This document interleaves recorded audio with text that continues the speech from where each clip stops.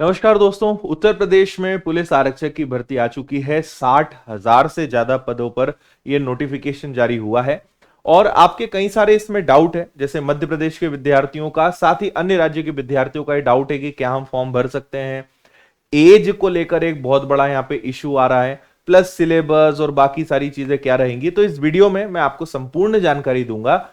कोशिश करेंगे कम से कम समय में इस वीडियो को कंप्लीट करें और सारी चीजें आपको क्लियर हो, सारे डाउट्स आपके क्लियर हो। तो आइए शुरुआत करते हैं।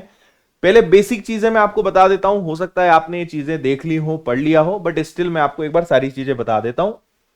23 दिसंबर को यह नोटिफिकेशन निकलता है उत्तर प्रदेश पुलिस आरक्षक का, और इसमें टोटल पदों की जो संख्या है, जैसा मैंने कहा था कि 60,000 पद हैं, 60,244 हैं। कैटेगरी वाइज आप यहां पे देख सकते हैं। अनारक्षित 24,000 के आसपास पद उनके लिए हैं। ईडब्ल्यूएस के लिए 6,000, ओबीसी के लिए 16,000, अनुसूचित जाति के लिए 12,000, अनुसूचित जनजाति के लिए जो है लगभग 1,200 यहां पे रहेगा। तो वो आप यहां पे जानते हैं। अब यहां पे एक सबसे पहला डाउट आपका होता है कि क्या मध्य प्रदेश के विद्यार्थी या राजस्थान के विद्यार्थी, बिहार के या किसी भी अन्य राज्य के विद्यार्थी इस परीक्षा के लिए अप्लाई कर सकते हैं, और अगर कर सकते हैं तो वो किस कैटेगरी में फॉल होंगे। तो मैं आपको यह डाउट अभी क्लियर कर देता हूं कि इसमें आप अप्लाई कर सकते हैं। आप किसी भी राज्य के हैं, आप इस एग्जाम के लिए अप्लाई कर सकते हैं, लेकिन आप अनारक्षित यानी अनरिजर्व्ड कैटेगरी में काउंट होंगे, चाहे आप अपने राज्य में किसी भी कैटेगरी में आते हो, है ना। जब भी आप अन्य राज्य में जाते हैं तो अगर आप उस राज्य के मूल निवासी हैं तो आपको कैटेगरीज का बेनिफिट मिलेगा, यानी उत्तर प्रदेश के निवासियों को तो इसका फायदा मिलेगा, लेकिन अन्य राज्य से कोई भी अप्लाई करेगा तो वो अनारक्षित अनरिजर्व्ड कैटेगरी में वो काउंट होंगे, यानी जनरल में काउंट होंगे। तो यस, आप फॉर्म भर सकते हैं, बट आप जनरल कैटेगरी में काउंट होंगे, चाहे आप उत्तर प्रदेश के अलावा किसी भी राज्य के हों और आप अपने राज्य में किसी भी कैटेगरी में आते हो, है ना। इसके बाद इसकी फॉर्म भरने की जो डेट है वो 27 दिसंबर है, स्टार्ट हो रहा है, और 16 जनवरी इसकी लास्ट डेट रहेगी। फॉर्म में चेंजेस करना है, 18 जनवरी इसकी लास्ट डेट रहेगी, और इसके लिए 400 रुपए फीस रखी गई है फॉर्म भरने की। अब यहां पे क्वालिफिकेशन यानी योग्यता की बात करते हैं, तो यहां पे आप देखेंगे 10वीं एवं 12वीं यानी 10th और 12th दोनों में आपका उत्तीर्ण होना अनिवार्य है। मतलब 12th में तो आपको पास होना ही है, लेकिन 10th, जनरली 10th में देखो कई सारे अलग अलग बोर्ड्स हैं, कई सारे अलग अलग तरीके हैं। कभी कभी लोग बिना 10th के भी डायरेक्ट 12th करते हैं, तो आपको लगेगा कि 12th पास है तो 10th तो पास हो गई ना, लेकिन ऐसे कई हमारे देश में ऐसे पद्धतियां हैं जिसमें आप 10th करे बिना 12th कर सकते हो। उसकी गहराई में नहीं हम जाते हैं। तो आप यहां पे 10th और 12th दोनों जिन्होंने पढ़ा होगा वही इसका फॉर्म भर सकते हैं, और पास होना चाहिए, बस इतना ही इसमें मांगा गया है। फिर आगे बात करते हैं, अगर आपके पास DOEACC या NIELT सोसाइटी से कंप्यूटर में O लेवल का अगर प्रमाण पत्र है, प्रादेशिक सेना में न्यूनतम 2 वर्ष की अवधि तक आपने सेवा करी है, या राष्ट्रीय कैडेट कोर NCC जिसको हम बोलते हैं उसमें आपके पास B सर्टिफिकेट है, तो आपको थोड़ा सा प्रेफरेंस मिलेगा, प्राथमिकता मिलेगी इस एग्जाम के लिए।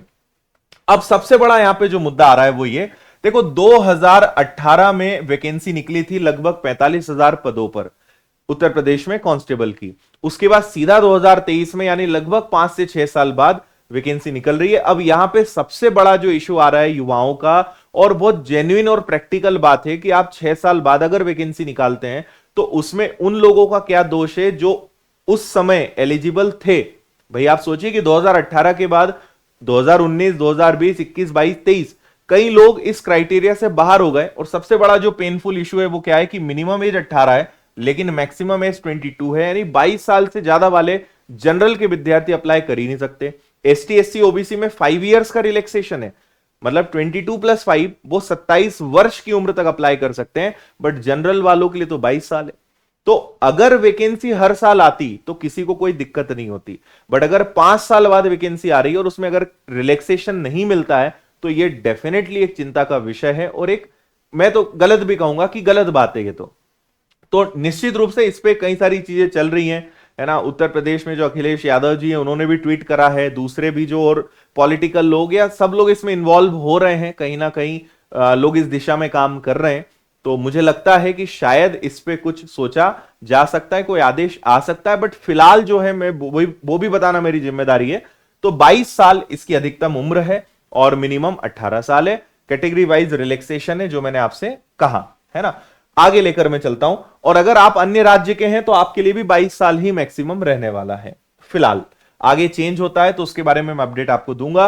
अब आते हैं 150 नंबर का, 150 प्रश्नों की ये परीक्षा होगी, 150 क्वेश्चंस होंगे, हर प्रश्न 2 नंबर का रहेगा। तो ये जो परीक्षा है वो 300 अंकों की होगी, 300 मार्क्स की होगी, और इसके लिए आपको 2 घंटे का समय मिलेगा, 2 आवर्स का समय मिलेगा, वो सब यहां लिखा है। 4 कैटेगरीज में प्रश्न बटे हुए होंगे। पहला आपका आएगा सामान्य ज्ञान यानी जीएस, दूसरा आएगा आपका सामान्य हिंदी, ठीक है, तीसरा आएगा संख्यात्मक और मानसिक योग्यता यानी मैथ्स, और चौथा आएगा आपका मानसिक अभिरुचि, बुद्धिलब्धि एवं तार्किक क्षमता, ठीक है। तो इसी को भी मैं इसी में ले लेता हूं। तो अगर इसको आसान भाषा में कहूं तो आपको मैथ्स पढ़ना है, आपको रीजनिंग पढ़ना है, ठीक है, आपको हिंदी पढ़ना है और आपको जीएस पढ़ना है। ये 4 विषयों से प्रश्न आपके पूछे जाएंगे, और जीएस मतलब इसमें फिर सब कुछ आ जाएगा, जीएस भी आ जाएगा, साइंस भी आ जाएगा। हम कोशिश करेंगे कि आपको प्रीवियस ईयर्स के प्रश्न भी दिखाएं। एज ऑफ नाउ 4 सब्जेक्ट्स यहां पर रहने वाले हैं, मैथ्स, रीजनिंग, हिंदी और जीएस।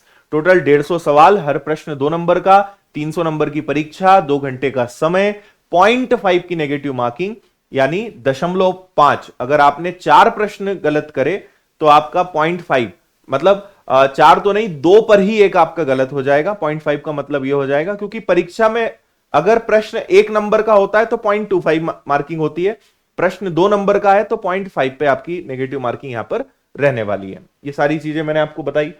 आगे मैं आपको टॉपिक्स भी दिखा दूंगा कि क्या क्या इसमें पूछे जा रहे हैं। यहां पर सारी चीजें कि भाई नॉर्मलाइजेशन रहेगा। तो देखो, पहला तो ये कि ये पेपर आपका ओएमआर पर होना है, ये ऑनलाइन एग्जाम नहीं होना है, ये ओएमआर पर होना है।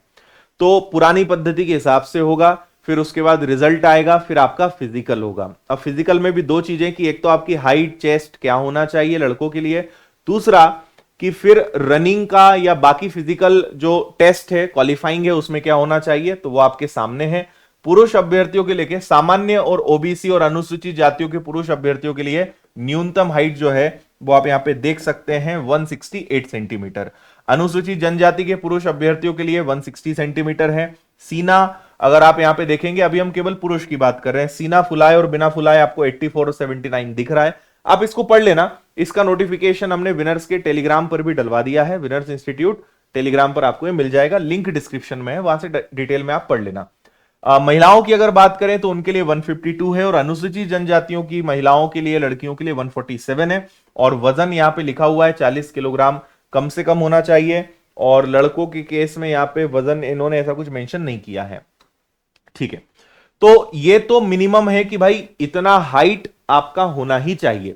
इसके बाद फिर फिजिकल एग्जाम पर आते हैं, जो आपको यहां पे टेस्ट आपका लिया जाएगा। तो अगर यहां पे देखें तो इस शारीरिक में पुरुष अभ्यर्थियों के लिए आपके लिए 4.8 किलोमीटर की रनिंग रहेगी, जिसको 25 मिनट में पूरा करना है। महिलाओं के लिए 2.4 किलोमीटर की रनिंग रहेगी, जिसको 14 मिनट में पूरा करना है। जो वे अभ्यर्थी जो विहित समय के भीतर दौड़ पूरी नहीं करते हैं, भर्ती के लिए पात्र नहीं होंगे, और आगे भी उनको जो है हटा दिया जाएगा, है ना। तो केवल एक ही चीज है, रनिंग, उसका आपको यहां पे ध्यान रखना है।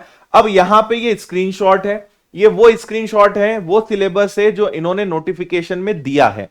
मैं जल्दी एक आपके लिए सिस्टमेटिक वीडियो लेकर आऊंगा, जिसमें मैं सारे टॉपिक्स आपको बताऊंगा कि आपको क्या पढ़ना है, क्योंकि कई बार ये जो सिलेबस देते हैं उसमें कई सारी वो चीजें नहीं होती हैं जो एग्जाम में आती हैं, क्योंकि कई ऐसे शब्द होते हैं आपको लगेगा कि अच्छा ये तो एक विषय है, लेकिन उससे जुड़े हुए और भी टॉपिक्स होते हैं जो मेंशन नहीं होते, बच्चे पढ़ के जाते नहीं है। एग्जाम में जब क्वेश्चंस आते हैं तो पता चलता है कि उस एक शब्द का मतलब ये भी था।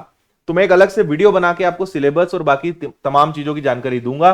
फिलहाल जनरल नॉलेज में आप देखें सब कुछ आ गया है, विज्ञान आ गया है, इतिहास आ गया है, संविधान आ गया है, इकोनॉमिक्स आ गया है, इसके अलावा संस्कृति आ गई है, भारतीय कृषि, वाणिज्य, व्यापार यानी इकोनॉमिक्स का ही ये पार्ट होगा। भूगोल इसके अंदर आपको देखने को मिलेगा, करंट अफेयर्स आपको पढ़ना पड़ेगा, तो history, geography, polity, science, current affairs, economics, static GK सब पढ़ना है आपको।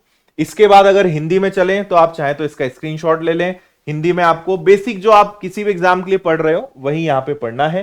पेपर का लेवल बहुत हाई लेवल नहीं रहेगा, इजी रहेगा। एग्जाम की डेट अभी तय नहीं करी है, तो आपके पास अच्छा मौका है तैयारी शुरू करने का और तैयारी करने का। मैथ्स है तो इसमें लगभग सब कुछ आएगा। हाँ, एडवांस मैथ्स इसमें थोड़ा कम दिखाई दे रहा है, अरिथमेटिक ज्यादा है। बाकी प्रीवियस पेपर्स के साथ मैं आपको ज्यादा बेटर बता पाऊंगा कि आपको क्या पढ़ना है। और कुछ ऐसे भी टॉपिक्स हैं जो आते हैं लेकिन यहां नहीं लिखे हुए हैं। फिर रीजनिंग है, तो रीजनिंग में तो मुझे लगता है किसी को दिक्कत होती ही नहीं होगी, आराम से आप इसकी प्रिपरेशन कर सकते हैं, है ना। और ये भी रीजनिंग का ही एक पार्ट है। और रीजनिंग के अलावा नहीं, सॉरी, ये रीजनिंग का पार्ट नहीं है, ये आपका रीजनिंग के अंतर्गत आएगा, लेकिन इसमें कुछ टॉपिक्स थोड़े से अलग हो जाते हैं जो आप यहां पे पढ़ेंगे, जो आपकी मेंटल एप्टीट्यूड को चेक करता है, जो रीजनिंग का ही पार्ट है, लेकिन यहां थोड़ा सा ये उत्तर प्रदेश की परीक्षाओं का एक सिलेबस का पार्ट ही होता है ना। आगे लेकर चलते हैं, रिलेशंस, आईक्यू बेस्ड कुछ चीजें रहेंगी, ये भी आपका रीजनिंग में भी दिशा, ज्ञान, सीरीज, संकेत, ये चीजें रहती हैं। तो भाई ये सारी चीजें हैं जो आपके लिए रहने वाली है। तो मैंने आपको तमाम चीजों की जानकारी दी, है ना। सबसे पहले मैंने आपको ये बताया कि मध्य प्रदेश के विद्यार्थी अप्लाई कर सकते हैं कि नहीं, सिलेबस को लेकर देखो सीधी सीधी जो बातें हैं, सटीक बातें, वो मैंने आपको बताने का प्रयास किया, और मुझे उम्मीद है कि आपको सारे डाउट्स भी क्लियर हो गए होंगे, है ना। विनर्स इंस्टीट्यूट यूट्यूब के माध्यम से आपको इस परीक्षा में पूरी मदद करने वाला है। और आप किसी भी टॉपिक को सर्च करोगे विनर्स के चैनल पर, तो चाहे हिंदी हो, जीएस हो, मैथ्स हो, रीजनिंग हो, उसके वीडियोस लगभग आपको हर चैप्टर्स यूट्यूब पर मिल जाएंगे। आप अगर किताबें चाहते हैं तो सभी विषयों की किताबें भी उपलब्ध हैं, जैसे मैथ्स की मेरी किताबें हैं, रीजनिंग की भी मेरी आपको किताब मिलेगी जिसमें, और किताबों के बारे में आपको पता ही है विनर्स की, कि पूरा डिटेल्ड वीडियो सॉल्यूशन के साथ, क्यूआर स्कैन करो, वीडियो सॉल्यूशन के साथ किताबें हैं। हिंदी की किताब है, इतिहास की है, जीएस की है, स्टैटिक जीके की है। तो सभी किताबें आप विनर्स के पब्लिकेशंस एप्लीकेशन से घर बैठे ऑर्डर कर सकते हैं। तो बहुत अच्छा मौका है, लेकिन अभी दो सबसे बड़े मुद्दे हैं। पहला है एज, उम्र, क्योंकि निश्चित रूप से 2018 के बाद अगर 5 साल बाद वैकेंसी निकल रही है तो एज में कहीं ना कहीं रिलैक्सेशन मिलना चाहिए था, ये निश्चित रूप से होना चाहिए, और मैं इसके बिल्कुल सपोर्ट में हूं। और दूसरी बात, एग्जाम की डेट बताते तो ज्यादा बेटर होता, क्योंकि जब तक एग्जाम नहीं दिखता है तब तक पढ़ने में वो सिंसियरिटी नहीं आती है, चाहे कोई भी हो। टारगेट दिखता है, पढ़ने में मजा आता है, टारगेट नहीं है तो बस उतना दमदार पढ़ाई नहीं होती है। तो अगर एग्जाम की डेट जारी हो जाए तो और अच्छा होगा, ये मेरा उसमें है। बाकी हम YouTube पर मिलते रहेंगे, आपको पूरा गाइड करते रहेंगे, और सारी चीजें, विनर्स की एप्लीकेशन, विनर्स की किताबों के लिए जो एप्लीकेशन है, पब्लिकेशन से एप्लीकेशन, टेलीग्राम चैनल, इंस्टाग्राम, सभी की लिंक डिस्क्रिप्शन में है, आप वहां से जाके सभी से जुड़ सकते हैं। और ये विनर्स की पूरी फैकल्टी टीम है, इतनी विशाल टीम जो है विनर्स परिवार में अपनी सेवा देती है, और आप तक बहुत अच्छा कंटेंट, बहुत अच्छी क्लासेस आप तक डिलीवर करते हैं, ताकि आप जल्द से जल्द सक्सेसफुल हो पाए और एक वर्दी का अपना जो सपना है वो पूरा कर पाए। तो फिलहाल इस वीडियो में इतना ही, इसको मैं यही रोकता हूं। अगर आपके कोई ऐसे प्रश्न है जिसका जवाब मैं नहीं दे पाया तो कमेंट करिएगा, मैं अलग से वीडियो बनाकर उसकी भी जानकारी आपको दूंगा। थैंक यू, जय हिंद।